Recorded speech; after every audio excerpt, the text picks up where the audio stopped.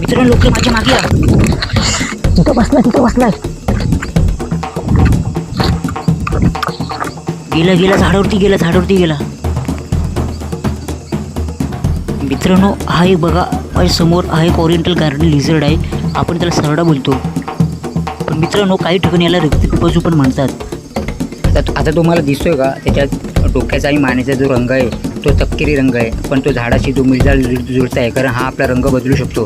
पण मित्रांनो जेव्हा पावसाळ्यामध्ये जेव्हा यांचा प्रजननाचा काळ असतो तेव्हा हा त्याच्या मानेवरचा आणि जो डोक्यावरचा जो रंग असतो तो केशरी, गडद केशरी किंवा लालसर बनवतो, म्हणून याला काही ठिकाणी रक्तपिपासू म्हणतात. पण मित्रांनो प्रत्यक्षात हा कोणाचा रक्तही पित नाही.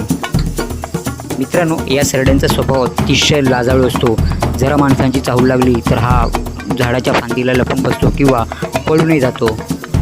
मित्रांनो हे सरडे विषारी नसतात आणि ते शेतकऱ्याचे मित्र आहेत, त्यामुळे त्यांना इजा अजिबात करू नका.